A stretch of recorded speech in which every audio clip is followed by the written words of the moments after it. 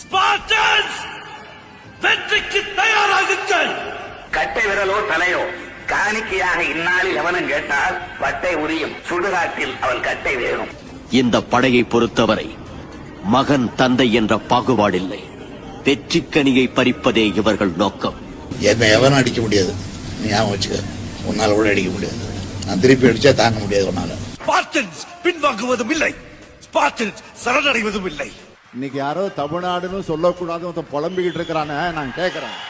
2000 கோடி கிடையாது சொல்லுகிறார். உடனே நான் சொன்னேன் 2000 கோடி, நான் 10,000 கோடி தந்தாலும் ஏத்துக்க மாட்டோம் என்று ஸ்ட்ராங்கா நான் சொல்லிட்டேன். தாய் நாட்டிற்காக இறுதி மூச்சு வரை போரிட்டு யுத்த களத்தில் உயிரிழப்பதே அவர்களின் ஒரே லட்சியம்.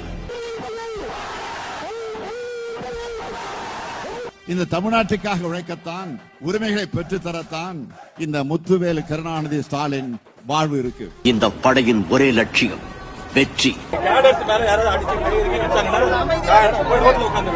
நான் கேட்கிறேன் திரு ஆளுநர் அவர்களே, who are you? Are you a people's representative? You are just a postman. உங்களுடைய சித்தாந்தங்களை எல்லாம் எங்க தமிழ்நாட்டு மக்கள் போய் சொல்லுங்க, செருப்ப கழட்டி அடிப்பாங்க. ஸ்பார்டன்கள் ஹெர்குலஸின் வழிவந்தவர்கள் என்பதற்கு எடுத்துக்காட்டு நம் அரசர் தான். தேசிய கல்விக் கொள்கை என்பது கல்விக் கொள்கை அல்ல, அது காவி கொள்கை. அவருடைய கர்ஜனை 8 திக்கும் எதிரொலிக்கும்.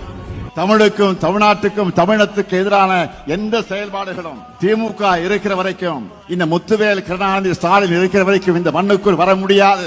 200 இல்ல 234 தொகுதியில் நாம் தான் வெற்றி பெறுவோம். தமிழ்நாடு போராடும், தமிழ்நாடு வெல்லும்.